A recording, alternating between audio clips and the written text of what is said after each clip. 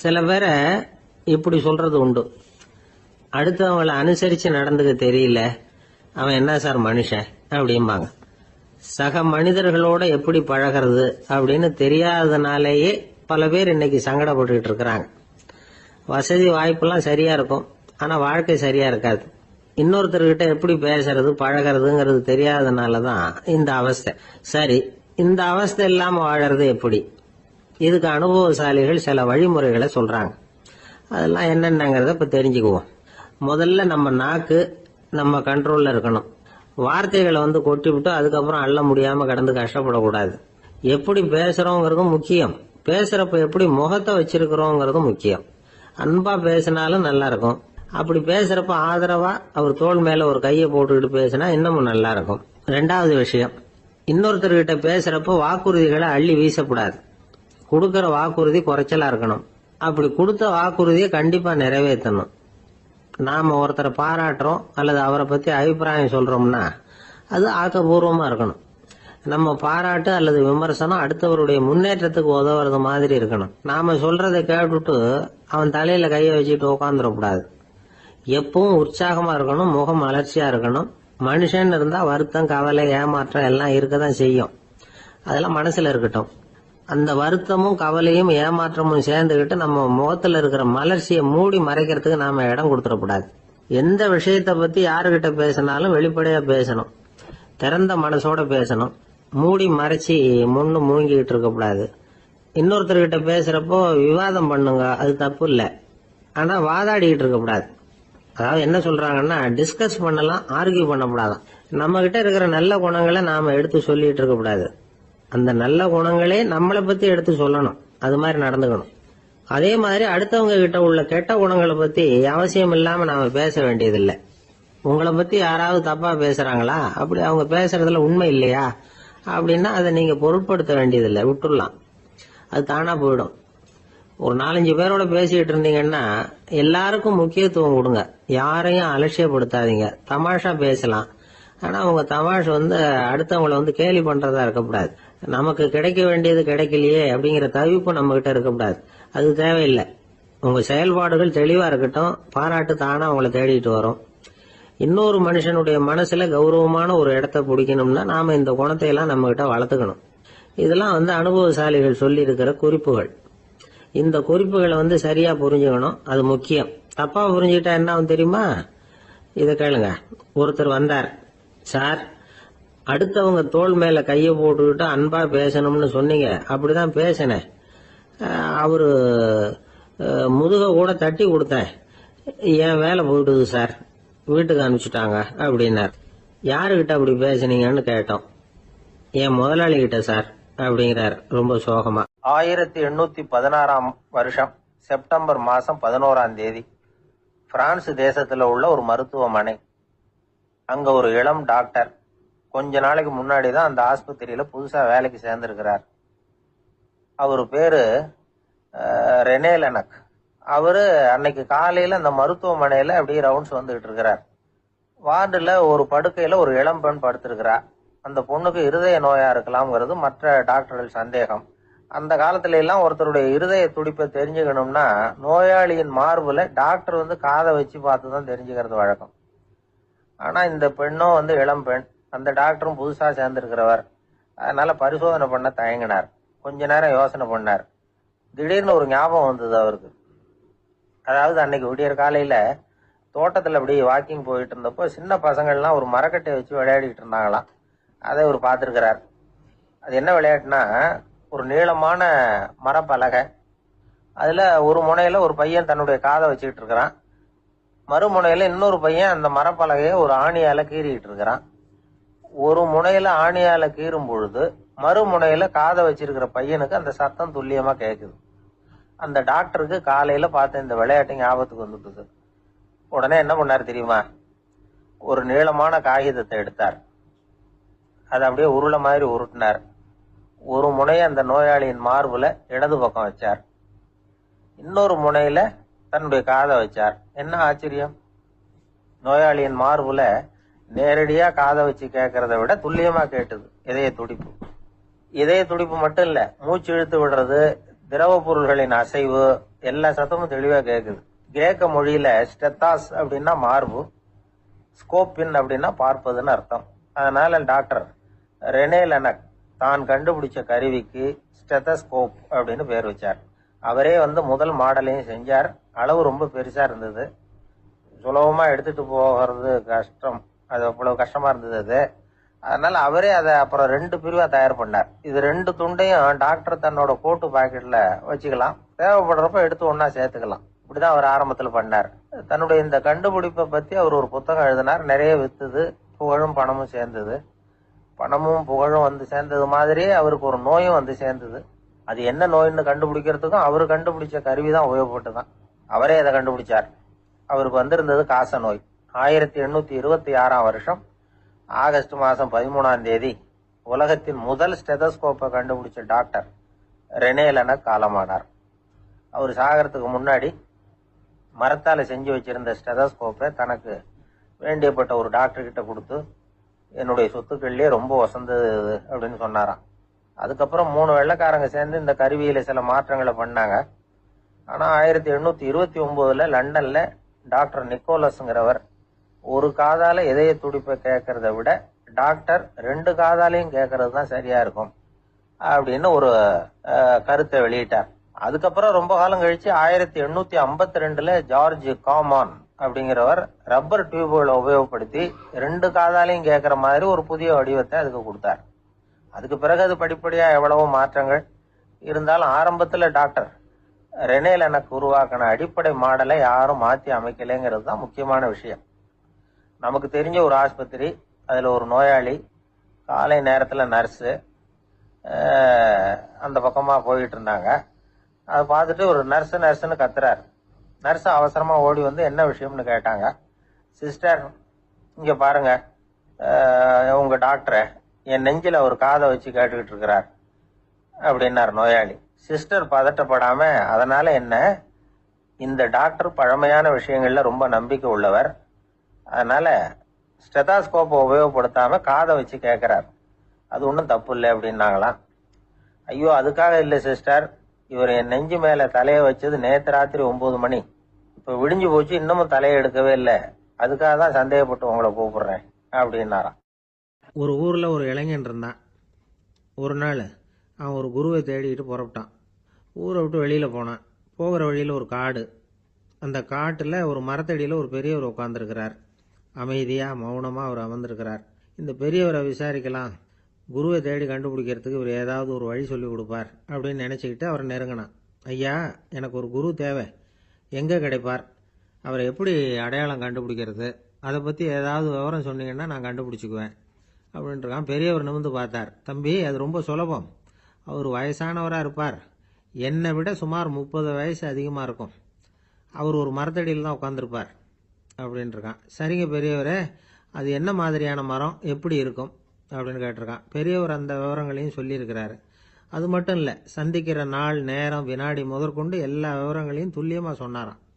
இவ்வளவு விவரங்களை இவரால் எப்படி சொல்ல முடியுது அப்படின்னு இவனுக்கு ஆச்சரியம். இருந்தாலும் அந்த பெரியவர் கடைசியாக ஒரு விவரம் சொன்னார். அது என்ன தெரியுமா, எப்படியும் நீ அவரை சந்திக்கிறதுக்கு ஒரு 30 வருஷம் ஆகும் அப்படின்னு சொல்லிவிட்டாராம்.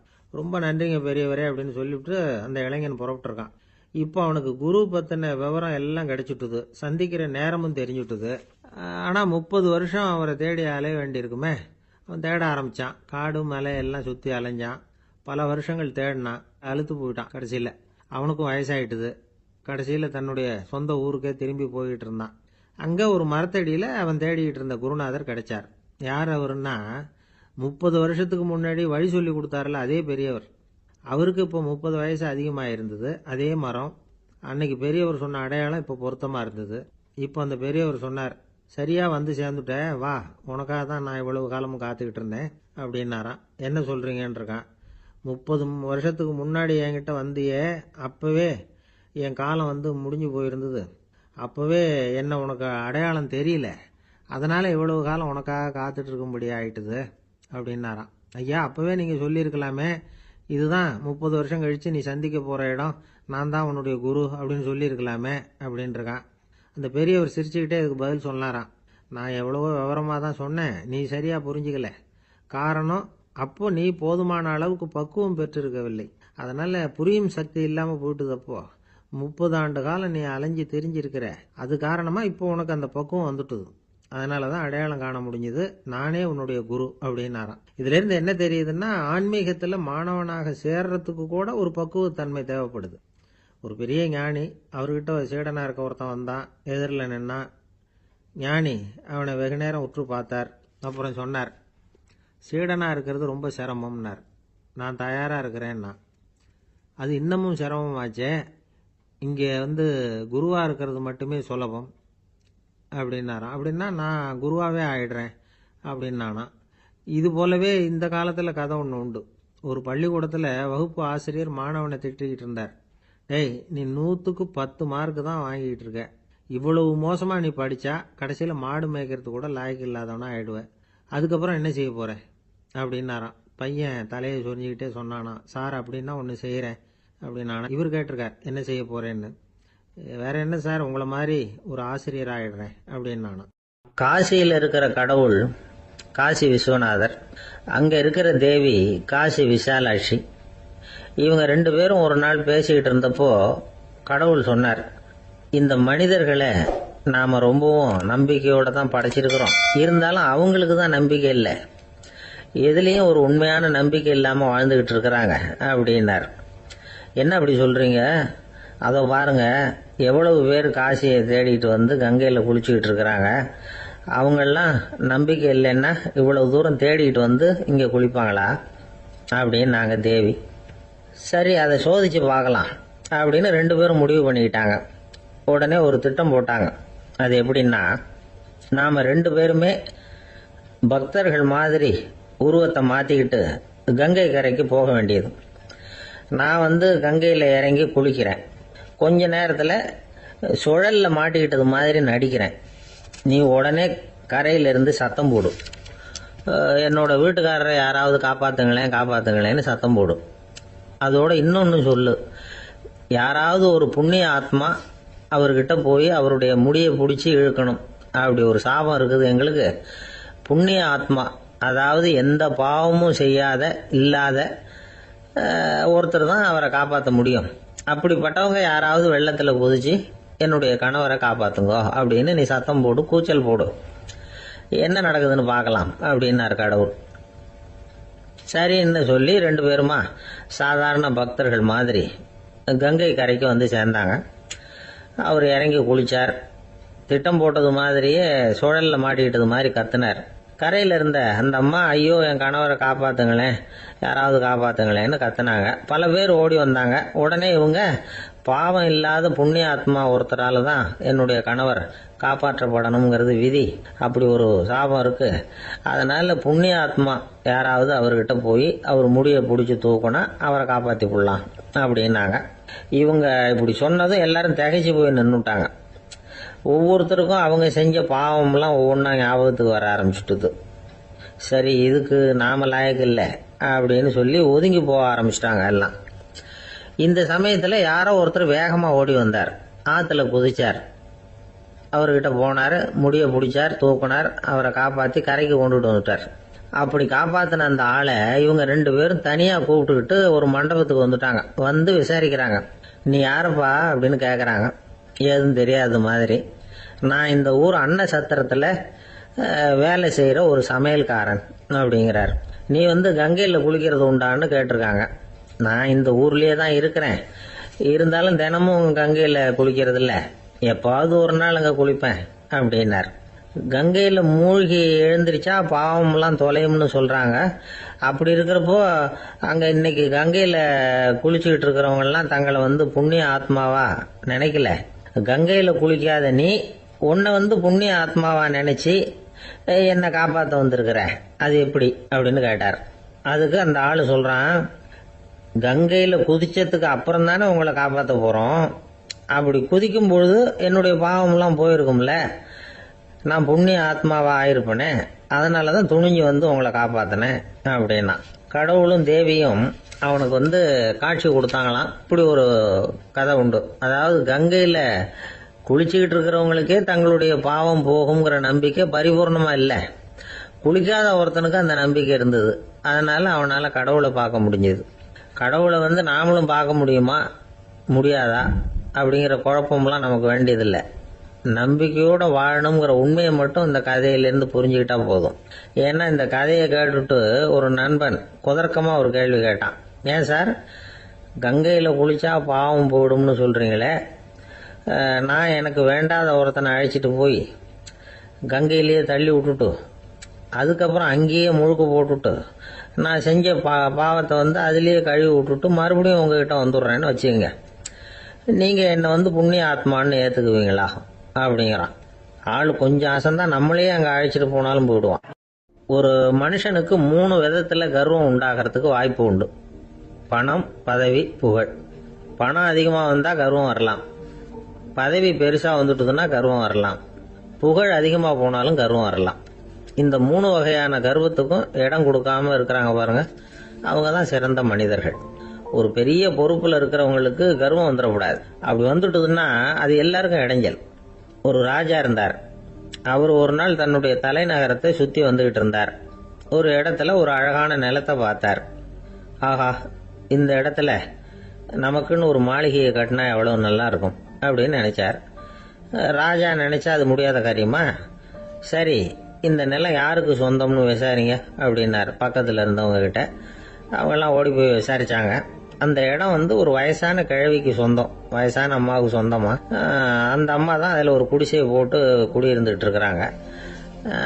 சரி, அந்த நிலத்துக்கு ஒரு விலையை நிர்ணயம் பண்ணி அதை அந்த வயசான அம்மா கிட்ட கொடுத்துருங்க அப்படின்னு உத்தரவு போட்டார் ராஜா. ஆனால் அந்த அம்மா இது எங்கள் பூர்வீக இடம், இதை விற்க மாட்டேன் அப்படின்னு சொல்லிவிட்டுது. சரி, 2 பங்கு விலை கொடுக்குறோம்னு சொல்லி பாருங்க அப்படின்னாங்க. அப்படியே சொன்னாங்க அரண்மனை ஆட்கள். அதுக்கும் சம்மதிக்கல அந்த அம்மா. இதை கேள்விப்பட்டதும் ராஜாவுக்கு கோபம் வந்துட்டுது.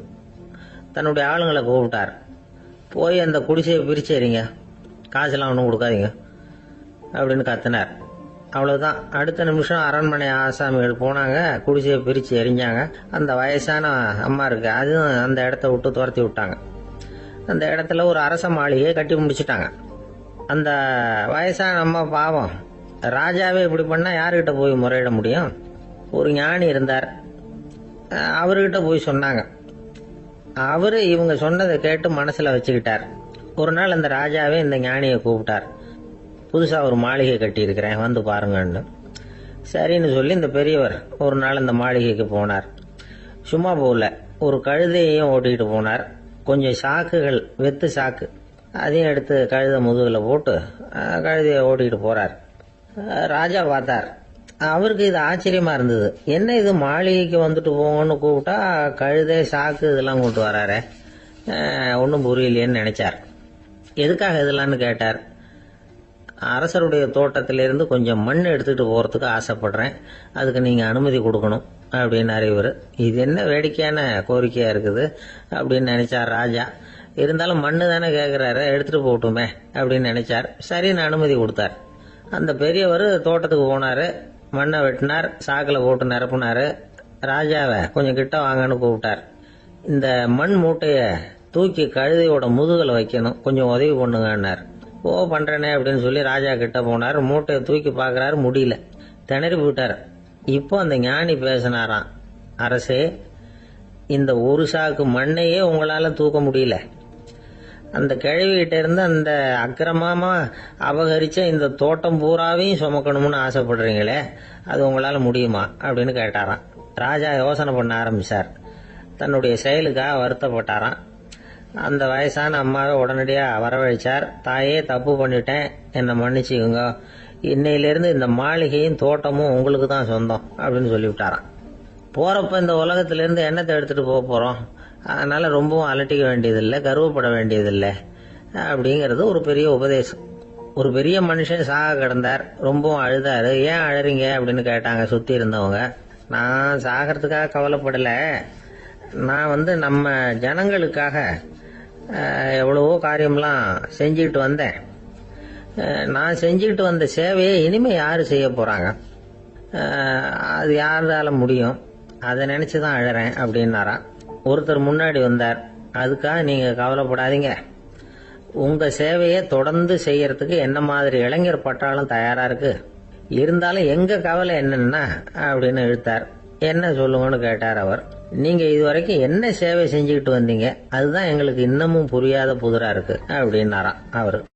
ஒரு நண்பர் சினிமா படம் தயாரிக்கிறவர், அவர்கிட்ட ஒரு நாள் பேசிக்கிட்டு இருந்தேன். அது எப்படி சார், நீங்க எடுக்கிற எந்த படமும் கையை கடிக்காத அளவுக்கு எடுத்துடுறீங்களே, அது எப்படின்னு கேட்டேன். அது ஒன்றும் பெரிய விஷயம் இல்லை சார். பெண்களுக்குன்னு சில உருக்கமான காட்சிகள், இளைஞர்களுக்குன்னு சில நடனங்கள், அடிதடி காட்சிகள், அப்புறம் வயசானவங்களுக்குன்னு சில ஆன்மீக காட்சிகள், சின்ன பிள்ளைங்களுக்கு சிரிப்பு, இப்படி எல்லாமும் சேர்த்து நான் படம் எடுக்கிறேன். மசாலா படம்னு பேரு. இது ரொம்ப பெருசா இல்லைன்னாலும் ஓரளவுக்கு சுமாரா ஓடிரும், கையை கடிக்காது அப்படின்னார். இது ஒரு உத்தி. சில பத்திரிகை ஆசிரியர்களும் இந்த உத்தியை கையாளுறது உண்டு. இந்த உத்திக்கு பார்னம் உத்தி அப்படின்னு பேரு. பார்னம் எஃபெக்ட் அப்படின்னு சொல்லுவாங்க. அதாவது ஃபீனியஸ் டி பார்னம் அப்படின்னு ஒருத்தர் அமெரிக்காவில் இருந்தாராம். அதாவது 19ஆம் நூற்றாண்டுல அமெரிக்காவில் கொடிகட்டி பறந்த ஒரு சர்க்கஸ் நிறுவனத்தின் அதிபர் அவர். இந்த உலகத்துல ஒவ்வொரு நிமிஷமும் ஒரு ஏமாளி பறந்துகிட்டே இருக்கிறான் அப்படிங்கிறது அவருடைய சித்தாந்தம். ஒவ்வொருத்தரையும் திருப்திப்படுத்துற அளவுக்கு அம்சங்களை கொஞ்சம் கொஞ்சமா கலந்து கேளிக்கை நிகழ்ச்சிகளை நடத்தினதுதான் அவருடைய மகத்தான வெற்றிக்கு காரணம். அதனால அந்த உத்தியை யாரு கடைபிடிச்சாலும் சரி, அதுக்கு பார்னம் உத்தி அப்படின்னு பேர் வந்துட்டுது.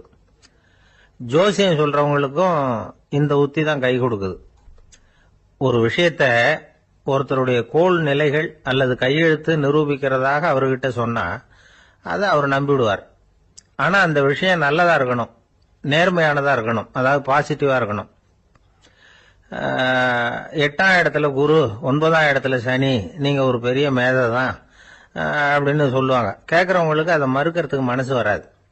அப்படி சொல்லும் பொழுது கூடவே என்ன கொஞ்சம் முன்கோபம் அதிகமா இருக்கும், இருந்தாலும் அது உடனே மறைஞ்சிரும் அப்படின்னு சில அற்ப விஷயங்களையும் சொன்னாலும் அதையும் சரிதான்னு சொல்லி ஒத்துக்குவாங்க. ஆளுமையை எடை போடுகிற ஒரு நிறுவப்பட்ட உத்தியின் மூலமாக தன்னுடைய குணாதிசயங்கள் கண்டுபிடிக்கப்பட்டதாக அவர் நம்புறதுதான் இதுக்கு காரணம். இந்த மாசம் பணத்தட்டுப்பாடு கொஞ்சம் இருக்கும், உடம்புல ஏதாவது கொஞ்சம் அசௌகரியம் இருக்கும், வீட்டுக்குள்ள லேசா மனஸ்தாபம் வரலாம், இது மாதிரி பொதுப்படையா சிலதை சொன்னாலே போதும், மக்களை நம்ப வச்சுடலாம். இதெல்லாம் நமக்கு மட்டும்தான் ஏற்படுது அப்படின்னு சொல்லி அவங்க நினைக்கிறது தான் காரணம். இதுதான் பார்னம் உத்திங்கிறது. மனிதர்கள் பாராட்டுகளை விரும்புறதும் விமர்சனங்களை வெறுக்கிறதும் பார்னம் உத்தியின் அடுத்த கூறு. அதனால ஒருத்தருக்கு ஜோசியம் சொன்னாலும் சரி, அவருடைய ஆளுமையை மதிப்பிடுறதாக இருந்தாலும் சரி, அவரை புகழற மாதிரி இருந்தாலும் சரி, அப்படி இருந்தாதான் அது சரியா இருக்கும். சாதகமான விஷயங்களை அதிகமாகவும் பாதகமான விஷயங்களை நாசூக்காவும் சொன்னா மக்கள் அதை நம்பிடுவாங்க. ஒருத்தரை கருமின்னு சொன்னா ஏத்துக்க மாட்டார். அதையே கொஞ்சம் மாத்தி நீங்க கொஞ்சம் சிக்கனமான ஆசாமி அப்படின்னு சொன்னா நீங்க சொல்றது சரிதான் சார் அப்படிம்பார். நீங்க பெரிய செலவாளி தான், இருந்தாலும் நல்ல விஷயங்களுக்கு தான் செலவழிப்பீங்க அப்படின்னு சொல்லணும். இப்படி இந்த பார்னம் உத்தியை கடைபிடிச்சு இன்னைக்கு வெற்றிகரமா காலம் தள்ளுறவங்க நிறைய பேர் இருக்கிறாங்க. இந்த உலகத்துல ஒவ்வொரு நிமிஷமும் ஒரு ஏமாளி பறந்துகிட்டே இருக்கிறான் அப்படிங்கிறது தான் ஃபீனியஸ் பார்னம் அவர்களுடைய நம்பிக்கை. அதை விட அடுத்தவங்களை ஏமாளியா நினைக்கிற மனுஷர்கள் தான் இன்னைக்கு உலகத்துல ரொம்ப அதிகம். ஒருத்தர் தன்னுடைய மேலதிகாரிகிட்ட போய், ஐயா ஒரு நாள் லீவு வேணும், என் தங்கச்சிக்கு கல்யாணம் அப்படின்னார். அவரு பார்த்தார், ஒரு 10 நிமிஷம் வெளியில இருங்கன்னார். 10 நிமிஷம் கழிச்சு கூப்பிட்டார், இத பாருங்க நீங்க சொல்றது பொய், இப்போ உங்க தங்கச்சிக்கு போன் பண்ணேன், அவங்க தனக்கு 2 வருஷத்துக்கு முன்னாடியே கல்யாணம் ஆயிட்டதாக சொல்றாங்க அப்படின்னார். உடனே இவரு சொன்னார், சார் இப்போ நீங்க சொல்றதும் பொய்யாதான் இருக்கணும், ஏன்னா நிஜமா எனக்கு ஒரு தங்கச்சியே கிடையாது அப்படின்னார். ஒரே ஒரு ஊர்ல ஒரு ராஜா இருந்தார். அவர் பேர்ல மக்களுக்கு ரொம்ப மரியாதை. அவ்வளவு நல்லா ஆட்சி புரிஞ்சுக்கிட்டு வந்தார். அவருக்கு வயசாயிட்டுது. அதனால ஒரு நாள் அமைச்சரை கூப்பிட்டார், இத பாருங்க எனக்கு வயசாயிட்டுது, அதனால இந்த அரச பொறுப்பை எல்லாம் நீங்க ஏத்துக்குங்க அப்படின்னார். அதுக்கப்புறம் ராணியை கூப்பிட்டார், வா நாம இனிமே இங்க இருக்க வேணாம், காட்டுக்கு போய் தவம் பண்ணலாம் அப்படின்னு கூப்பிட்டார். இந்த செய்தி மக்களுக்கு அறிவிக்கப்பட்டது. மக்கள் உடனே கூட்டம் கூட்டமா அரண்மனைக்கு வர ஆரம்பிச்சுட்டாங்க. மன்னரை போய் பாக்குறாங்க. அரசே, தாங்கள் எங்களுக்கு தந்தை மாதிரி, நீங்க காட்டுக்கு போயிட்டா நாங்கள்லாம் இங்க எப்படி இருக்க முடியும், எங்களுக்கெல்லாம் எந்த துன்பமும் இல்லாம பாத்துக்கிட்டு வர்றீங்க, இது மாதிரியான ஒரு அரசாட்சி இல்லைன்னா மக்கள் வாழ்ந்து என்ன பயன் அப்படின்னாங்க. இருந்தாலும் என்ன பண்றது, வயசாயிட்ட காரணத்தினால இந்த முடிவுக்கு வர வேண்டி இருக்குது அப்படின்னாரா ராஜா. அப்படின்னா நீங்க காட்டுக்கு போக வேணாம், நாங்க போறோம். நாங்க அங்க போய் தவம் பண்றோம், வழிபாடு பண்றோம், கடவுள் வருவார், அவர்கிட்ட வரம் வாங்கிட்டு வந்துடுறோம் அப்படின்னாங்களாம். அப்படி சொல்லிவிட்டு உடனே எல்லாரும் காட்டுக்கு போனாங்க. நாட்டு மக்கள் எல்லாரும் ஒட்டு மொத்தமா வந்து காட்டுல உட்காந்துக்கிட்டு தவம் பண்றத பார்த்தார் கடவுள். உடனே புறப்பட்டு வந்தார். எல்லாரும் இப்படி வந்து உட்கார்ந்து இருக்கிறீங்களே, என்ன வேணும் உங்களுக்கு அப்படின்னு கேட்டார். உடனே மக்கள் எல்லாரும் ஒரு குரல்ல சொன்னாங்க, சுவாமி, எங்கள் மன்னன் ரொம்ப நாளைக்கு நல்லபடியா இருக்கணும், அவர் வந்து மகிழ்ச்சியாகவும் உடல் நலத்தோடும் இருந்தாதான் நாங்க அமைதியா வாழ முடியும் அப்படின்னாங்க. சரி, அதுக்கு என்ன செய்யணும் அப்படின்னாரு ஆண்டவன். எங்க மன்னருக்கு இன்னும் ஒரு 100 வருஷம் ஆயுள கொடுங்க அப்படின்னாங்க. அவ்வளவுதானே, சரி அப்படியே ஆகட்டும் அப்படின்னு சொல்லிவிட்டு ஆண்டவன் போயிட்டார். மக்கள் மகிழ்ச்சியோட திரும்பி வந்தாங்க. மன்னா, கடவுள் வரம் கொடுத்துட்டார், நீங்க 100 வருஷம் வாழ போறீங்க அப்படின்னாங்க. இதை கேட்டதும் ராணி ராஜாவை வணங்கி நான் தவம் செய்ய போறேன் அப்படின்னு புறப்பட்டாங்க. உடனே மக்கள் என்ன நினைச்சாங்க தெரியுமா? ஐயோ, நாம ராஜாவுக்கு மட்டும்தானே நீண்ட ஆயுள் வேணும்னு வரம் வாங்கணும், ராணிக்கு வாங்கலையே, அதுதான் கோபத்துல புறப்பட்டாங்க போல இருக்கு அப்படின்னு நினைச்சு வருத்தப்பட்டாங்க. ஆனா ராணி நினைச்சது அது இல்ல. ராணி போய் தவம் பண்ணாங்க, கடவுள் காட்சி கொடுத்தார். இவங்க கேக்குறாங்க, சுவாமி, ராஜாவுக்கு மட்டும் 100 வருஷம் ஆயுள்னு வரம் கொடுத்துட்டீங்க, அப்படின்னா குடிமக்களும் 100 வருஷம் இருக்கணும். இப்படிப்பட்ட குடிமக்கள் இல்லைன்னா அப்படிப்பட்ட அரசன் இருந்து என்ன பிரயோஜனம் அப்படின்னாங்களாம். ஆண்டவன் பார்த்தார், சரி அவங்களும் 100 வருஷம் வாழ்வாங்க, அது மட்டும் இல்ல நீயும் 100 ஆண்டு காலம் வாழ வரமளிக்கிறேன் அப்படின்னு சொல்லிவிட்டு மறைஞ்சிட்டார். இதுல ஆண்டவன் வர்றதும் மறையறதும் முக்கியம் இல்ல. இதுல கவனிக்க வேண்டியது ஆள்கிறவனின் விசால மனம், குடிமக்களின் விசால மனம், ஆள்கிறவன் மனைவியினுடைய விசால மனம். இப்படி ஒரு நாடு இருந்துட்டுதுன்னா எப்படி இருக்கும் வாழ்க்கை நினைச்சு பாருங்க. அதனாலதான் பெரியவங்க எல்லாம் சொல்றாங்க, இதய வாசல் திறந்தே இருக்கணும், இதயத்தின் கதவுகளை மூடாதீங்க அப்படின்னு சொல்லுவாங்க. என்கிட்ட ஒருத்தர் சொன்னார், என்னுடைய இதய வாசல் எப்பவும் திறந்தே தான் இருக்குதுன்னார். எதனால் அப்படி சொல்றீங்க அப்படின்னு கேட்டோம். டாக்டரே சொல்லிவிட்டார், என்னுடைய இதயத்துல ஒரு ஓட்டை இருக்குது அப்படின்னு, வாழ்வு சரியில்லையா அப்படிங்கிறார். ராமகிருஷ்ணர் வாழ்ந்த காலத்துல நடந்த ஒரு நிகழ்ச்சி இது. அப்போ ஒரு ஓவியர் இருந்தாராம். அவருக்கு ஒரு ஆசை, ராமகிருஷ்ணர் படத்தை வரையணும், அதை அவர்கிட்டயே கொண்டுட்டு போய் காட்டி அபிப்பிராயம் கேட்கணும். இதுதான் அந்த ஓவியரின் ஆசை. உடனே ராமகிருஷ்ணர் படத்தை வரைஞ்சி முடிச்சார். அதை எடுத்துக்கிட்டு போனார். இவர் போன சமயம் அங்க ராமகிருஷ்ணர் சீடர்களோட உட்கார்ந்துருக்கிறார். விவேகானந்தர் அங்க இருக்கிறார். இந்த ஓவியர் கொண்டுகிட்டு போய் தான் வரைந்த ஓவியத்தை அவர்கிட்ட காட்டினார். ராமகிருஷ்ண பரமஹம்சரின் ஓவியத்தை ராமகிருஷ்ணர்கிட்டயே காட்டுறார். ராமகிருஷ்ணர் என்ன பண்ணார் தெரியுமா? அந்த படத்தை பார்த்தார். உடனே அது காலை தொட்டார். குருதேவருடைய இந்த செயல் சீடர்களுக்கு ரொம்ப வியப்பை உண்டு பண்ணிச்சு. சில பேர் மனசுக்குள்ளேயே ரொம்ப குழம்பி போக ஆரம்பிச்சுட்டாங்க, என்ன இப்படி பண்றாருன்னு. என்ன இது அவரோட படம், அவரே அவரோட படத்தின் காலை தொடுறார் அப்படின்னு யோசிச்சாங்க. சில பேர் ஒன்னும் புரியாம ஒருத்தர் பார்த்து சிரிச்சுக்கிட்டாங்க. அந்த இடத்துல சீடர்கள் மட்டும் இல்ல, சீடர் அல்லாத பல பேர் இருந்தாங்க. தன்னுடைய காலை தானே தொடர இவருடைய செயல் பற்றி என்ன நினைக்கிறது அப்படின்னு அவங்களும் குழம்பி போய் நிக்கிறாங்க. அந்த படத்தை வரைஞ்சி அவர்கிட்ட காட்டின அந்த ஓவியருக்கும் அதிர்ச்சி. இருந்தாலும் அவர் சீடர் கிடையாது. அதனால கொஞ்சம் துணிச்சலை வர வச்சுக்கிட்டு கேட்டார், என்னங்க இது, என்னால என்னுடைய கண்களையே நம்ப முடியல, இது உங்க சொந்த உருவப்படம், நீங்க உங்க சொந்த கால்களையே தொடறீங்க, இது எங்களுக்கு கொஞ்சம் சங்கடமா இருக்குதே அப்படின்னார். ராமகிருஷ்ணரின் கண்கள்ல ஆனந்த கண்ணீர் வழிஞ்சுதான். அவர் சொன்னாராம், இது என்னோட படம்ங்கிறது எனக்கு தெரியும், ஆனா இது என்னோட படம்ங்கிறதுனால நான் இதோட காலை தொடல, நீ என்னுடைய சமாதி நிலைய இந்த படத்துல படம் பிடிச்சு காட்டியிருக்கிற, அதனால அதோட காலை தொடறேன். சமாதி நிலையில யார் இருந்தாலும், அது என்னுடைய படமா இருந்தாலும் சரி அல்லது வேற யாருடைய படமா இருந்தாலும் சரி, படம் யாருதுங்கிறது முக்கியம் இல்ல. இதுல எது முக்கியம்னா அது தன்னை உணர்ந்த ஒரு உணர்நிலையின் படம். அப்படி இருக்கிறப்போ அதோட காலை நான் தொடணும். அதுக்கு நீங்க எல்லாரும் ஏன் சங்கடப்படுறீங்கன்னு எனக்கு தெரியல அப்படின்னாராம். இப்பதான் அங்க இருந்து சீடர்களுக்கும் மற்றவங்களுக்கும் விவரம் புரிஞ்சுதான். இதுக்கு முன்னாடி யாரும் செய்யாததை இவர் செஞ்சிருக்கிறார், ஆனா அவருடைய காரணம் ரொம்ப நியாயமானது அப்படிங்கறத உணர்ந்தாங்களாம். இதுவரைக்கும் ஆன்மீகத்துல சமாதி நிலை, அதாவது தன்னை உணர்ந்த நிலை பற்றி புரிஞ்சுக்கிட்டோம். இல்லறத்துல ஏற்படக்கூடிய சமாதி நிலை பற்றி உங்களுக்கு தெரியுமா? ஒரு அம்மா டாக்டர் கிட்ட வந்து சொன்னாங்களாம், டாக்டர், என் வீட்டுக்காரருக்கு உடம்புல ஏதோ கோளாறுன்னு நினைக்கிறேன். நான் எவ்வளவு நேரம் பேசினாலும் காதுல விழாத மாதிரி உட்கார்ந்துருக்கிறார் அப்படின்னு ஆகலாம். அதுக்கு அந்த டாக்டர் சொன்னாராம், அம்மா, அது உடம்பு கோளாறு இல்ல, அது ஒரு பெரிய திறமை அப்படின்னாராம். ஒரு கடற்கரை ஓரம், அங்க ஒரு சின்ன கிராமம். அந்த கிராமத்துல ஒரு சின்ன பள்ளிக்கூடம்.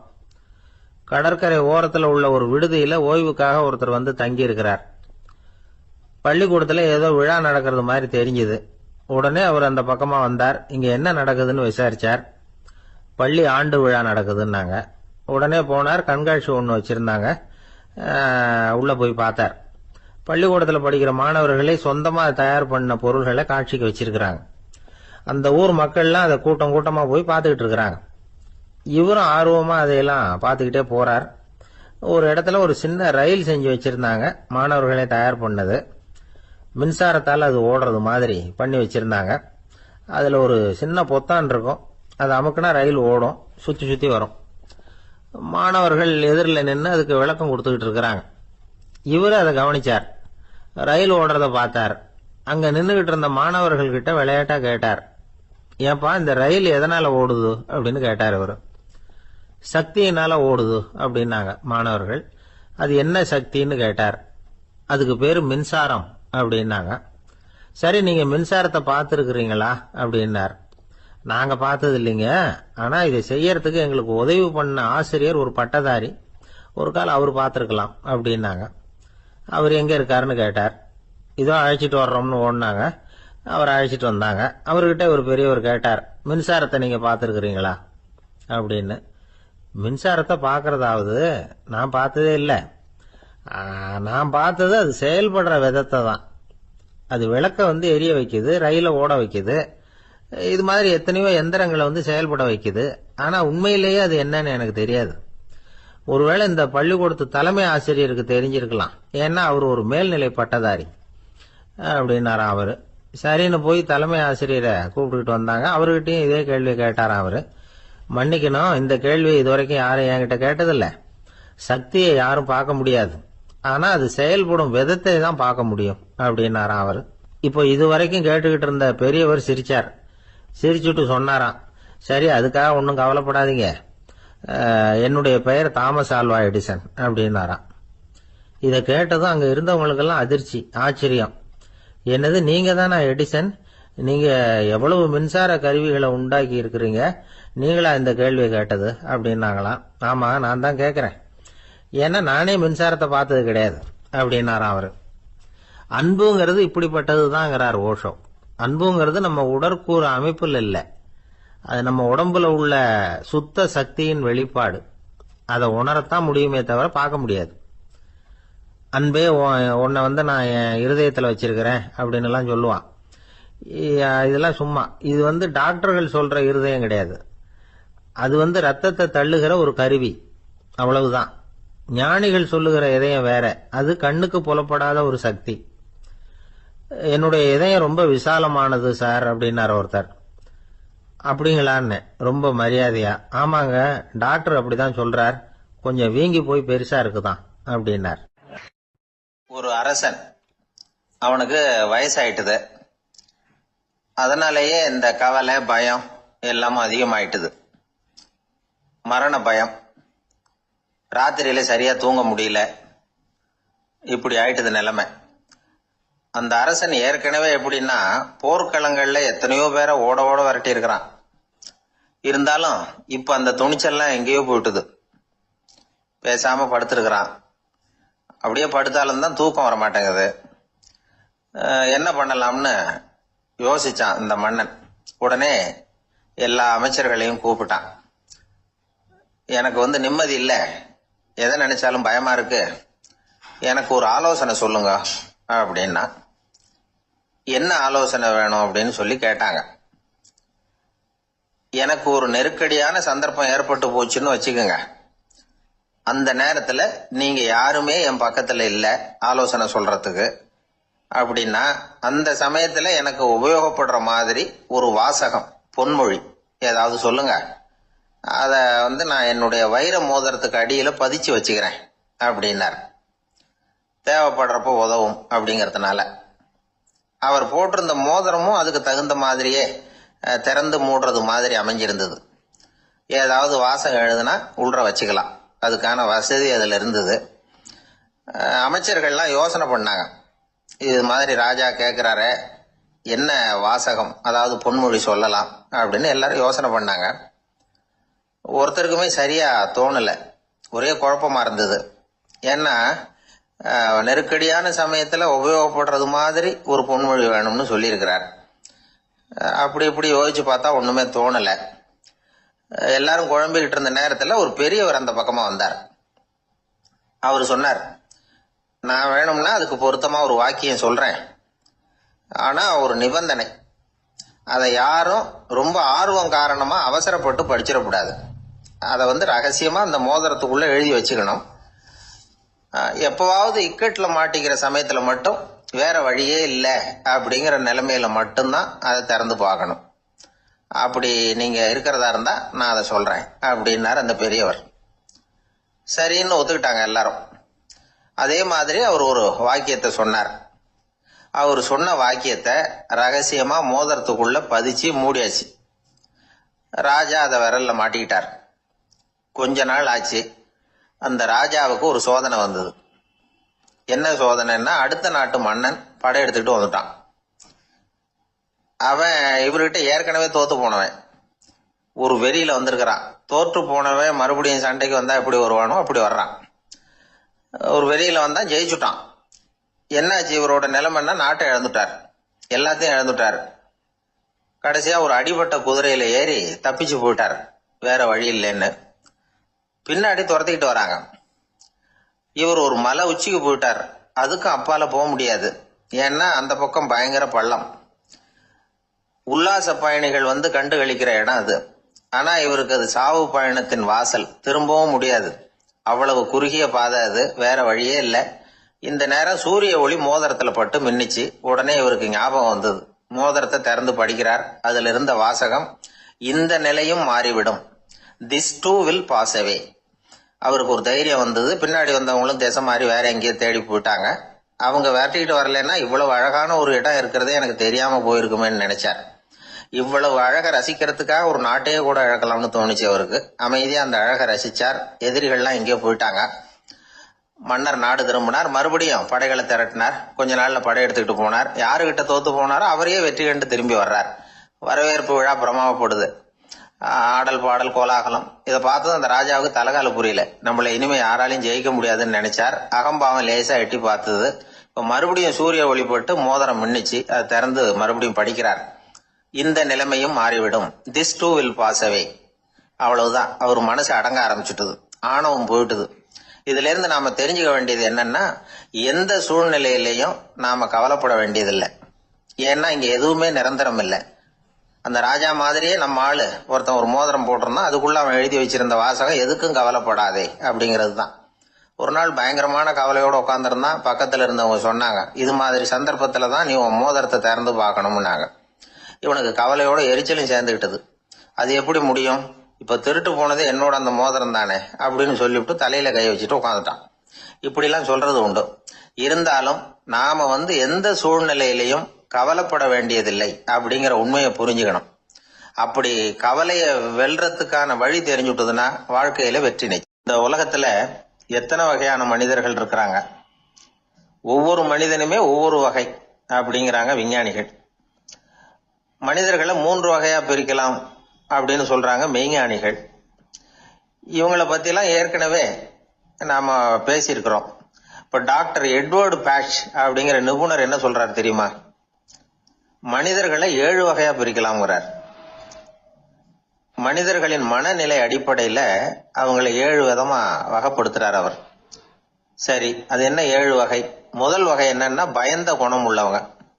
சார் ரொம்ப பயந்த சுபாவம், வீட்டுல கூட வாயே திறக்க மாட்டார், சாப்பிட போறப்ப மட்டும்தான் கொஞ்சம் வாயை திறப்பார், அப்புறம் மூடிக்குவார் அப்படின்னு சில பேரை பத்தி நாம பேசிக்கிறது உண்டு. இவங்கெல்லாம் இந்த வகை, அதாவது பயந்த குணம் உள்ளவர்கள் அப்படிங்கிற முதல் வகை. சரி, 2வது வகை என்னன்னா சஞ்சலப்படுகிறவர்கள். எதுக்கு எடுத்தாலும் கலக்கம், குழப்பம், இப்படியே காலம் தள்ளிட்டு இருப்பாங்க. பல பேர் பார்த்திருப்பீங்க. அவங்கெல்லாம் இந்த வகை. 3வது வகை என்னன்னா யதார்த்த உலகை மறந்து கற்பனை உலகத்திலேயே மிதக்கிறவங்க. இளைஞர்கள், கவிஞர்கள், இப்படி பல பேர் இருக்கிறாங்க. எப்ப பார்த்தாலும் கற்பனை உலகத்திலேயே மிதந்துகிட்டு இருப்பாங்க. கிட்டத்துல போய் என்னங்க ஒரு மாதிரியா இருக்கிறீங்க அப்படின்னு கேட்டு பாருங்க, அவங்களெல்லாம் ஏதோ ஒரு அற்ப புழுவை பாக்குறது மாதிரி அவங்கள பார்ப்பாங்க.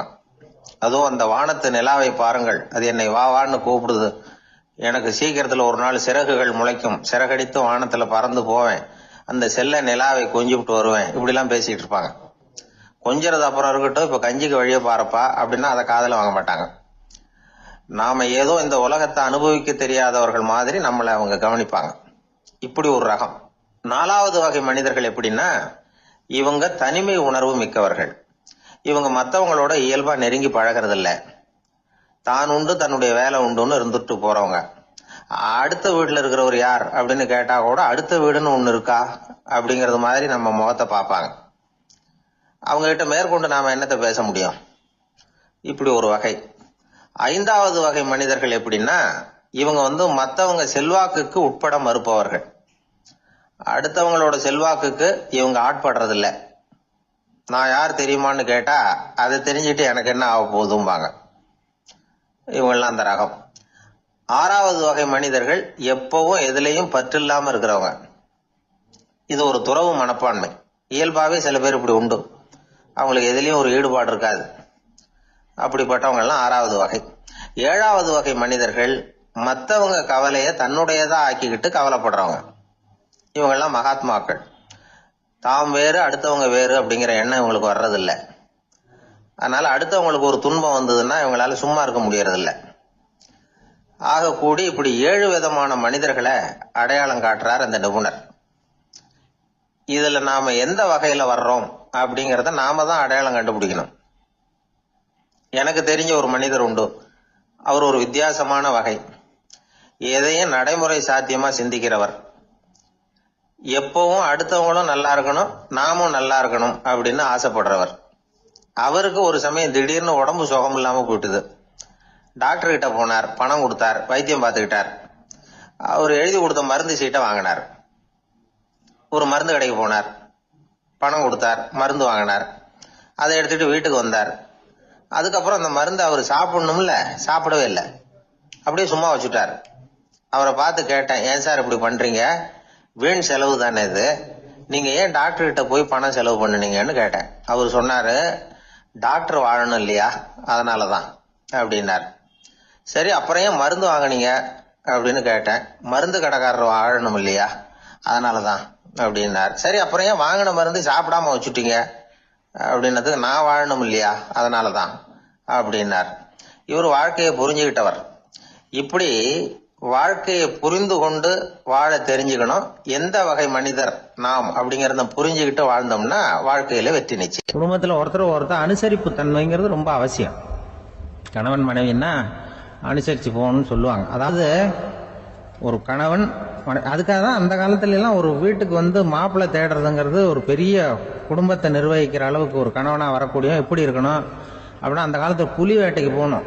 ஒரு பொண்ணுக்கு மாப்பிள்ளை தேடுறதுன்னா நம்ம தமிழ் பழக்கம் என்னன்னா, காட்டுக்கு போய் ஒரு புலியை வேட்டையாடிட்டு வரணும். அந்த புலி பல்லு அல்லது நகத்தை கொண்டுட்டு வரணும் அந்த இளைஞன். அதை வீட்டில் கொடுப்பான். அதை தான் கட்டி அதை இதாக கட்டுவாங்க, மாலையா போடுவாங்க, தாலியா கட்டுவாங்க.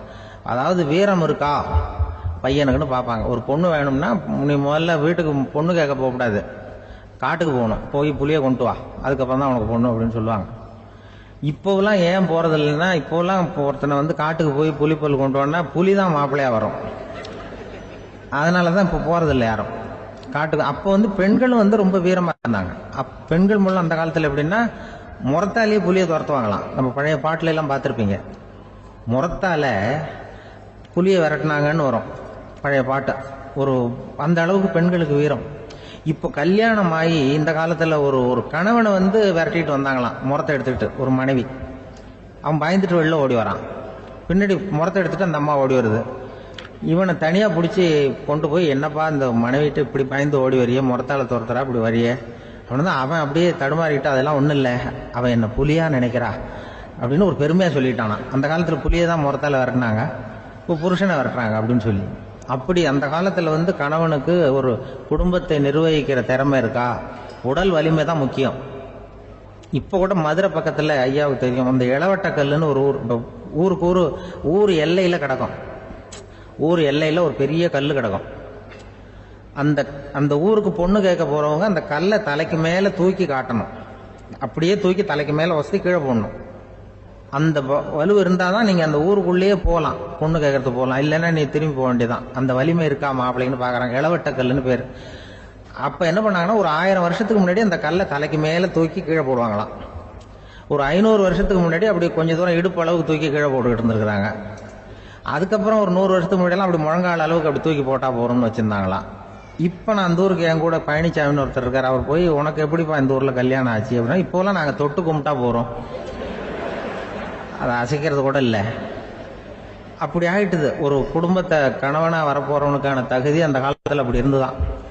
அப்படி வந்து கணவன் வந்து தேர்ந்தெடுக்கிறது, குடும்ப தலைவனை தேர்ந்தெடுக்கிறது ஒரு பெரிய காரியம். ஒரு பெரிய செல்வந்தர் போட்டி வச்சாராம், ஒரு நீச்சல் குளம், அதில் யார் வேணாலும் குதிச்சு அந்த பக்கம் போய் கரையேறலாம். அந்த நீச்சல் குளத்தில் விஷப்பாம்புலாம் கிடக்கு.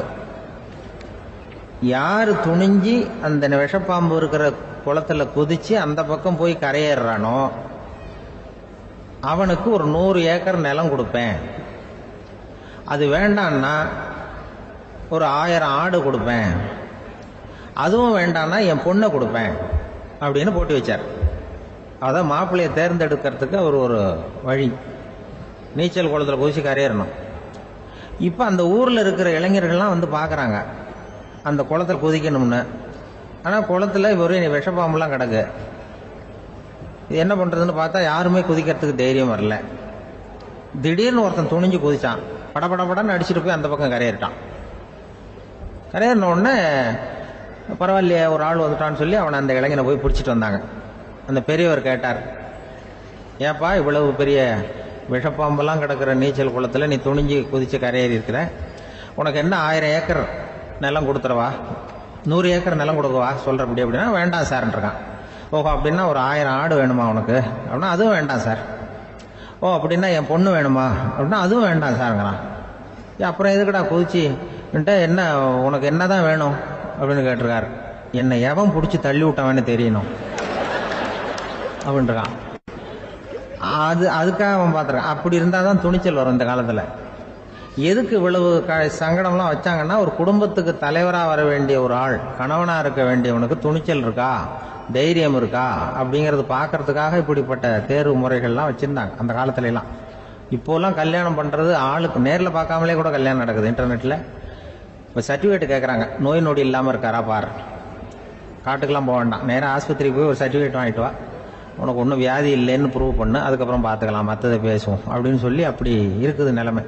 அதனால் குடும்பத்தில் வந்து அந்த கணவனாக இருக்கிற வேண்டியவனுக்கு பொறுப்பு அதிகம். ஏன்னா எல்லாத்தையும் அனுசரித்து போக வேண்டியதாக வந்தான். ஒரு நண்பர் யாருக்கோ ஃபோன் பண்ணிட்டு இருந்தார். அவர் பேசி முடிச்சதும் நான் அவரை பார்த்து, இப்போ ஃபோன் பண்ணீங்களே அந்த ஃபோன் நம்பர் என்ன அப்படின்னு கேட்டேன். அவரு தலையை சொரிஞ்சுக்கிட்டார், ஞாபகம் வரலன்னார். சரி சார் அதை விடுங்க, உங்க மனைவி பேர் என்ன அப்படின்னு கேட்டேன். மாலதின்னார்.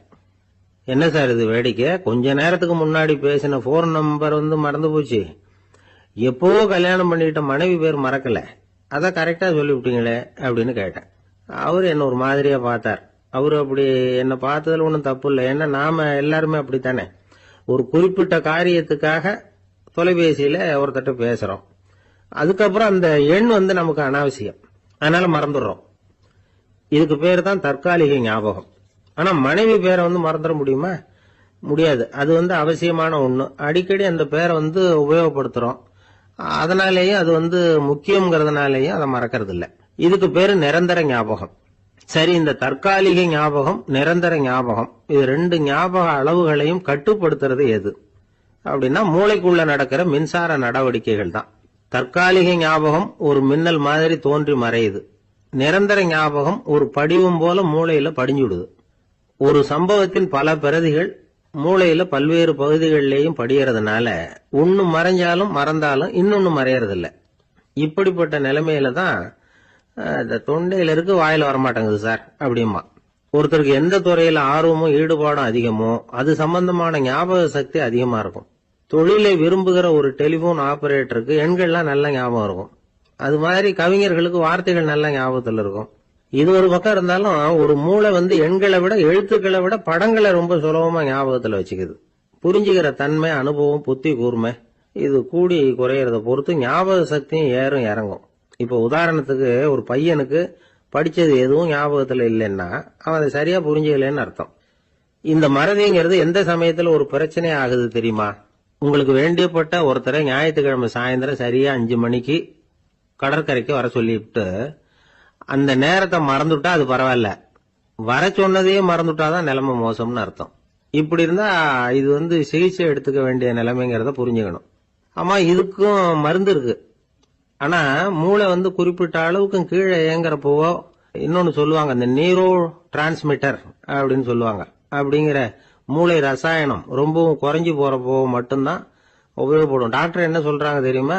மூளையை பொறுத்த வரைக்கும் அதுல ஞாபக சக்தி அதிகமா உள்ள மூளை, மறதி உள்ள மூளை அப்படின்னு ஒண்ணும் கிடையாது அப்படிங்கிறாங்க. நினைவு வச்சுக்கிறதுக்கு பயிற்சி அளிக்கப்பட்ட மூளை, பயிற்சியற்ற மூளை அப்படின்னு வேணும்னா சொல்லலாம் அப்படின்னு சொல்றாங்க. அதனால நம்ம ஞாபக சக்திங்கிறது நம்ம கிட்ட இருக்கிற பயிற்சி, முயற்சி இதை பொறுத்துதான் அமையும். ஒருத்தர் ஒரு பென்சிலை எங்கேயோ வச்சுக்கிட்டு தேடிக்கிட்டு இருந்தார். அப்புறம் என்னமோ தீவிரமா யோசனை பண்ணி அதை ஞாபகப்படுத்தி பாத்துக்கிட்டு இருந்தாராம்.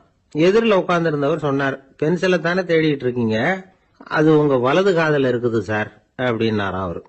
இதுக்கு அவரு சொல்லியிருக்காரு, பென்சிலை வலது காதுல தான் வச்சிருக்கேங்கிறது எனக்கு நல்லா ஞாபகம் இருக்கு, ஆனா எது வலது காதுங்கிறது தான் மறந்து போச்சு அப்படின்னாராம். அவர் அதை தான் யோசிச்சுட்டு இருந்தார். இப்ப எப்படின்னா, ஒரு 600 வருஷத்துக்கு முன்னாடி மனுஷனுக்கு இருந்த நெருக்கடி இருக்கு பாருங்க. ஒரு 600 வருஷத்துக்கு முன்னாடி மனுஷனுக்கு எவ்வளவு நெருக்கடி இருந்ததோ அது போல 40 பங்கு இப்ப அதிகமாயிட்டு தான் கண்டுபிடிச்சு சொல்லியிருக்கிறாங்க. அவ்வளவு நெருக்கடிக்கு மத்தியில் நாம வாழ்ந்துகிட்டு இருக்கிறோம். ஒரு 600 வருஷத்துக்கு முன்னாடி என் தலையில 1 கிலோ வச்சுக்கிட்டு நின்னேன்னு வைங்க, இப்ப 40 கிலோ வச்சுக்கிட்டு நிக்கிறேன். அப்படி ஒவ்வொரு மனுஷனுக்கும் வாழ்க்கையில நெருக்கடி அதிகமா போச்சு. இந்த நெருக்கடியில முன்னாடிலாம் யாரோ ஒருத்தர் தான் தியானம் பண்ணுவாங்க.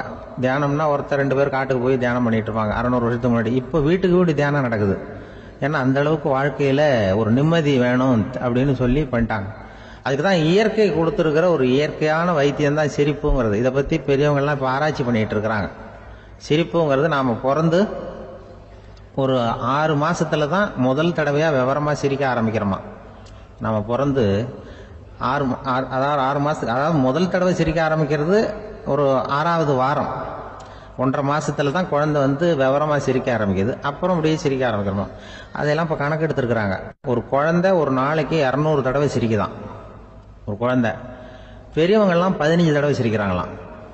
200 தடவை சிரிச்சுக்கிட்டு இருந்த நாம அப்படியே குறைஞ்சி 15 ஆயிட்டு. அதனாலதான் இருதய நோயெல்லாம் வருது, ஹார்ட் அட்டாக் எல்லாம் வருதுன்னு கண்டுபிடிச்சிருக்கிறாங்க. 200 சிரிப்புக்கு அது இயல்புத்தன்மை, மனுஷனுடைய இயல்புத்தன்மை சிரிக்கிறது. அதுக்கு ஜோக்கே தேவைப்படாது. ஆனா இப்ப காலங்காலமா நாம என்ன போதிக்கப்பட்டு வந்திருக்கிறோம்னா, சிரிப்புங்கிறது ஒரு பாவமான செயல். ஒரு முதலாளிக்கு முன்னாடி தொழிலாளி சிரிச்சா மரியாதை குறைச்சல், ஒரு கணவனுக்கு முன்னாடி மனைவி சிரிச்சா மரியாதை குறைச்சல், அது மாதிரி ஒரு வாத்தியாருக்கு முன்னாடி பையன் சிரிச்சா மரியாதை குறைச்சல், ஒரு ஆபீசருக்கு முன்னாடி பியூனு சிரிச்சா மரியாதை குறைச்சல், இப்படின்னு சொல்லி சிரிப்புங்கிறது ஏதோ மரியாதை குறைவான செயல்னு காலங்காலமா நாம போதிக்கப்பட்டு வந்திருக்கிறோம். இப்ப மரபு ரீதியாவே அந்த சிரிப்பு நம்ம கிட்ட சிறைப்பட்டு இருக்குதான், அடங்கி போச்சு. அந்த சிறைப்பட்டு இருக்கிற சிரிப்பை வெளியில கொண்டு வர்றதுக்கு தான் ஜோக்குன்னு ஒரு சாவியை போட வேண்டியிருக்கு. வேற இந்த ஜோக்குக்கும் சிரிப்புக்கும் சம்பந்தம் இல்லை. அதை ஏற்கனவே இருக்கிறத வெளில கொண்டு வரதுக்கு ஒரு சாவி மாதிரி உபயோகப்படுதுன்னு இப்ப அதை பத்தி ஆராய்ச்சி பண்றவங்க எல்லாம் சொல்றாங்க. ஏன்னா சிரிப்புக்கு ஜோக்கு தேவைப்படாது. இப்போ ஒரு குழந்தை தொட்டில படுத்திருக்குன்னு வைங்களேன், குழந்தை தொட்டில இருக்கு, அது முகத்துக்கிட்ட போய் ஒரு கிளுகிழுப்பை ஆட்டுங்க சிரிக்கும். அந்த கிளுகிழுப்பை சத்தமே சிரிக்க வைக்கிறதுல அதுதான் மனுஷனுடைய இயல்புத்தன்மை. அது என்ன ஜோக்கா? அது சத்தம். ஒரு கிளுகிழுப்பையை கொண்டு போய் குழந்தை முகத்துக்கிட்ட ஆட்டினா சிரிக்குதே, அதுதான் இயல்புத்தன்மை. அதே கிளுகிழுப்பையை ஒரு தாத்தா மூஞ்சிட்டு ஆட்டுங்க, கோவம் வந்துடும், அடிக்க வருவார். என்னடா விளையாட்டு இது அப்படிமாரு. ஏன்னா அவர் சிரிச்சுக்கிட்டு இருந்தவர், அப்படி இருந்தவர் ஒரு காலத்துல. ஒரு கிளுகிழுப்பைக்கு சிரிச்சவர் ஒரு காலத்துல இப்ப கோவப்படுறாருன்னா அந்த அளவுக்கு நம்ம மாறி போயிட்டே வந்துட்டு இருக்கிறோம். அதனால அந்த இயல்புத்தன்மை மாறாம இருக்கணுங்கிறது ரொம்ப முக்கியம். அதுக்காக எல்லாரையும் குழந்தையாக்க முடியாது. மனுஷன் எல்லாரும் இனிமே வயசுங்கிறது கூட ஆகிட்டே தான் இருக்கும். அதுக்காக குறைச்சிக்கிட்டே போக முடியாது. அதுக்கு யாராவது மருந்து கண்டுபிடிச்சாதான் உண்டு. ஆனா ஒருத்தர் மருந்து கண்டுபிடிச்சாராம், சொல்லுவாங்க, ஒரு டாக்டர் ஒரு மாத்திரை கண்டுபிடிச்சாராம். ஒரு மாத்திரை சாப்பிட்டா ஒரு வயசு குறையும், ஒரு மாத்திரை சாப்பிட்டா ஒரு வயசு குறையும் அப்படின்னு ஒரு மாத்திரையை கண்டுபிடிச்சிருக்காரு. ஒரு பாட்டி அம்மா, 90 வயசு பாட்டி, அது போயிருக்கு. அதே டாக்டர்கிட்ட போய், ஐயா எனக்கு ஒரு பாட்டில் மாத்திரை கொடுங்க, இந்த வயசு குறையிற மாத்திரை அப்படின்றது. அவர் ஒரு பாட்டில் கொடுத்தாரு மாத்திரை. பாரும்மா பாட்டியம்மா, ஒரு மாத்திரை சாப்பிட்டா ஒரு வயசு குறையும், எடுத்துகிட்டு போகணும்னு கொடுத்துருக்காரு டாக்டர். இந்த 90 வயசு பாட்டி எடுத்துகிட்டு வீட்டுக்கு வந்துட்டு மறுநாள் அதே டாக்டர்கிட்ட போயிருக்கு. 30 வயசு பொண்ணாக போச்சான். 30 வயசு பொண்ணாக மாறி அதே டாக்டர்கிட்ட போயிருக்கு. இடுப்பில் ஒரு கை குழந்தை, அது சட்டை கிட்ட போடாமல் கெட்டவரில் வாயில் வச்சுட்டு உட்காந்துருக்கு. நேராக டாக்டர்கிட்ட போய், டாக்டர் நேற்று வந்தேன், ஏதோ ஒரு மாத்திரை சாப்பிட்டா ஒரு வயசு குறையுன்னீங்க, நான் ஏதோ ஒரு ஆர்வத்தில் ஒரு 30-40 மாத்திரை சாப்பிட்டேன், இப்படி ஆகிட்டேன் அப்படின்னு. இப்போ டாக்டர் சொல்லியிருக்காரு, இதுக்கு ஏமா வருத்தப்படுற, எல்லாரும் வயசு குறையணும்னு தான் நினைக்கிறாங்க, உனக்கு வயசு குறைஞ்சிட்டுது, நீ சந்தோஷப்படு, இதுக்கே மறுபடியும் என்னட்ட வந்திருக்கிற அப்படின்னாரான் டாக்டர். அப்போ அந்த அம்மா சொல்லிச்சேன், அதை என்னை பற்றி பரவாயில்ல டாக்டர், என் இடுப்பில் பாருங்க கை குழந்தை, இது சட்டை கிட்ட போடாமல் உட்காந்துருக்கு, கட்டவரில் வாயில வச்சுட்டு உட்காந்துருக்கு, இது ரொம்ப ஆர்வத்தில் ஒரு 70 மாத்திரையை சாப்பிட்டுட்டுது, இது என் வீட்டுக்காரரு. இவர் இடுப்பு விட்டு கீழே இறங்க மாட்டேங்கிறாரு. நான் எதையாவது கொடுத்து இனிமேதான் வயசை கூட்டி இறக்கி விடுவேன் டாக்டர் அப்படின்னு தான். அவர் ஏதோ நமக்கு இதுக்கும் சம்மந்தம் இல்லைங்கிறது மாதிரி கட்டாரில் வச்சுட்டு அவர் பாட்டு உட்காந்துருக்காரு. ஏதோ நமக்கு இந்த உலகமே இல்லை, நமக்கு சம்மந்தம் இல்லைங்கிற மாதிரி உட்காந்துருக்காரு. இப்படியே நான் தூக்கிட்டு எங்கே அலையிறது இது அப்படின்னு தான். அதனால வயசை குறைக்கிறது இயற்கைக்கு விரோதமாக நாம பண்ண முடியாது. ஆனால் இந்த இயல்பு தன்மை மாறாமல் வச்சுக்கலாம். குழந்தை மாதிரி மாற முடியாதே தவிர அந்த குழந்தை தன்மையோடு வாழறதுக்கு கற்றுக்கணும். அதுதான் வாழ்க்கையில் இன்பமாக வாழறதுக்கு வழி. குழந்தைத்தனமாக இருக்கக்கூடாது, குழந்தை தன்மையோடு இருக்கணும்னு சொல்லுவாங்க. குழந்தை தன்மைங்கிறது வேற, குழந்தைத்தனம்ங்கிறது வேற. அப்படி ஒரு மாத்திரை கண்டுபிடிச்சிட்டா இப்போ யாராவது ஒருத்தவங்க இடுப்பில் குழந்தைய தூக்கிட்டு போனால் போய் கேட்கணும், ஏம்மா இது ஏன் வீட்டுக்காரரா உன் குழந்தையா அப்படின்னு கேட்டு அதுக்கப்புறம் அவருக்கு வணக்கம் சொல்லணும். இப்படிலாம் ஆகிடும் நிலைமை. இயற்கையை நம்ம மாற்ற முடியாது, அதுக்கு தகுந்தாப்புல தான் நாம் பண்ணணும். குழந்தை தன்மையோடு வாழறதுக்கு குடும்பத்தில் குழந்தை தன்மைங்கிறது எப்படின்னா, இப்போ சில பேருக்கு அந்த குழந்தை தன்மை உண்டு. ஒரு வீட்டில் ஒரு புள்ள படுத்திருக்கு, அம்மா எழுப்புறாங்க, காலேஜுக்கு நேரமாச்சு எழுந்திருப்பா, காலேஜுக்கு நேரமாச்சு எழுந்திருப்பா அப்படின்னு. அந்த அம்மா அந்த புள்ளை சொல்லியிருக்கு, ஐயோ எனக்கு காலேஜுக்கு போகிறதுக்கே பிடிக்கலம்மா, என்னை தொந்தரவு பண்ணாத, காலேஜுக்கு போகிறதுக்கு எனக்கு பிடிக்கல அப்படின்னு தான். அப்போ அந்த அம்மா சொல்லியிருக்கு, ஏன் உனக்கு காலேஜுக்கு போகிறதுக்கு பிடிக்கல, கல்லூரிக்கு போகிறதுக்கு, அதுக்கு 2 காரணம் சொல்லு அப்படின்னு இருக்க. அப்போ அந்த புள்ளை சொல்லிச்சான், ஏன் பிடிக்கலன்னா கல்லூரியில் இருக்கிற வாத்தியாருக்கும் என்ன பிடிக்க மாட்டேங்குது, ஆசிரியர்களுக்கும். 2வது காரணம், கல்லூரியில் படிக்கிற மாணவர்களுக்கும் என்ன பிடிக்கல, அதனால நான் காலேஜுக்கு போக மாட்டேன்ற குழந்தை புள்ள சொல்லியிருக்கு. அம்மா அப்படிலாம் நீ இதுக்காக போகாமல் இருக்கக்கூடாது, நீ போய் தான் ஆகணும் அப்படின்னு புடிவாதமாக அந்த அம்மா பிள்ளைய எழுப்புனாங்களாம். சரி நான் எதுக்கு காலேஜ் போகணும்னு சொல்கிறேன், அதுக்கு நீ 2 காரணம் சொல்லு அப்படின்னு தான் அந்த புள்ள. அப்போ அந்த அம்மா சொன்னாங்களாம், நீ ஏன் காலேஜுக்கு போகணும்னா, முதல் காரணம் உனக்கு வயசு 52, 2வது காரணம் நீ தான் பிரின்சிபால் அப்படின்னு தான். என்ன இருந்தாலும் அவங்க அம்மாவுக்கு அது புள்ள தானே, அதுதான் குழந்தை தன்மைங்கிறது. 52 வயசுலையும் குழந்தை தன்மையோடு இருக்கார் பாருங்க, அதுதான் அந்த குழந்தை தன்மையோடு வாழறது தான் வெற்றிக்கு வழின்னு சொல்லுவாங்க. ஆபீஸ்ல வேலை பார்க்குற ஒருத்தர் வந்தார். பேசாம ஒரு 10 நாள் லீவ் போட்டுடலாமா பாக்குறேன் அப்படின்னார். ஏன்னு கேட்டோம். என்னுடைய மேலதிகாரி ஒரு முசுடு சார், அவர்கிட்ட வேலை பார்க்கறது ரொம்ப கஷ்டமா இருக்குது அப்படின்னார். ஆபீஸ்ல வேலை பார்க்கறவங்க எல்லாம் ஒரு விஷயத்த நல்லா ஞாபகத்துல வச்சுக்கணும். மேலதிகாரிங்கிறவர் ஒரு பெரிய மகான் இல்ல, அவரும் ஒரு மானிட பிறவிதான். சராசரி மனுஷனுக்கு உள்ள பலம் பலவீனம் 2ம் அவருக்கும் உண்டு. அதனால அவரை கொஞ்சம் அனுசரிச்சு போறதுக்கு பழகிறது தான் நல்லது. மேலதிகாரிகள்ல பல வகை உண்டு, அதுல முக்கியமா 3 வகை. அதுல ஒரு வகை எப்படி தெரியுமா, உங்களை ஒரு வேலை செய்யற மெஷினா மட்டுமே நினைக்கக்கூடிய வகை. இவங்கெல்லாம் எப்படின்னா, எங்கேயாவது வெளியூர் போயிருந்தா கூட அங்கிருந்து போன் பண்ணுவாங்க, அந்த வேலை என்னாச்சு இந்த வேலை என்னாச்சு அப்படின்னு. இவங்களுக்கெல்லாம் உங்க நலனை பத்தியோ உங்க குடும்பத்தை பத்தியோ அக்கறை இருக்காது. நீங்க சொல்ற யோசனை எதுவும் இவங்க கிட்ட எடுபடாது. கொடுத்த வேலையை பாரு, நீ எனக்கு புத்தி சொல்ல வேணாம் அப்படிம்பாங்க.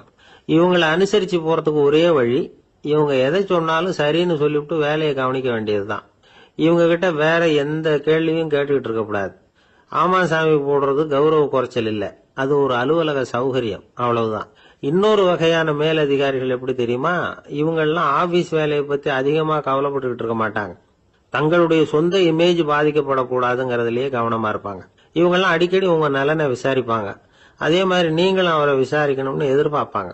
இந்த ரக அதிகாரிகளுக்கெல்லாம் புது வருட வாழ்த்து அனுப்பலாம், பிறந்த நாள் வாழ்த்து அனுப்பலாம். அவருக்கு எங்கேயாவது ஒரு பாராட்டு விழா நடந்தா முதல் வரிசையில போய் உட்காந்து உங்க முகத்தை காட்டலாம். ஆபீஸ் வேலையை மட்டுமே பார்க்கிற பணியாளர்கள் இது மாதிரி அதிகாரிகள் கிட்ட நல்ல பேர் வாங்க முடியாது. இன்னொரு வகையான மேலதிகாரிகள் உண்டு.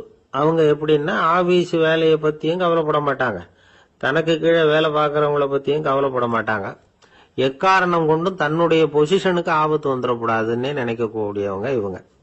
இவங்களால கடுமையான வேலை செய்யவும் முடியாது, தீர்மானிக்கவும் முடியாது.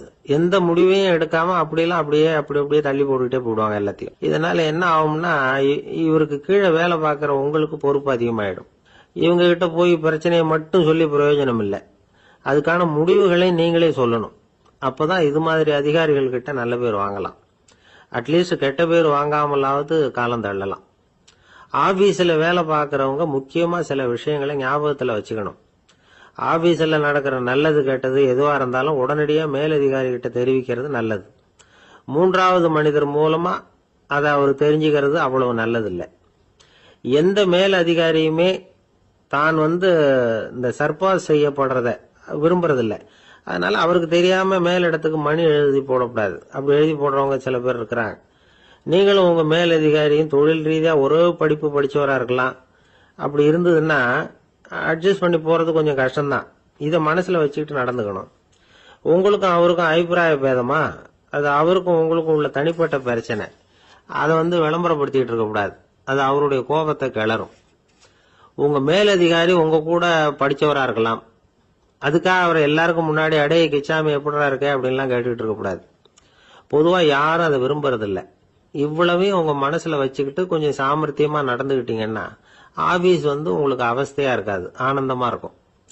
ஒரு மேலதிகாரி தன்கிட்ட வேலை பார்க்கிற ஒருத்தரை பத்தி ரொம்ப பெருமையா சொன்னாராம்.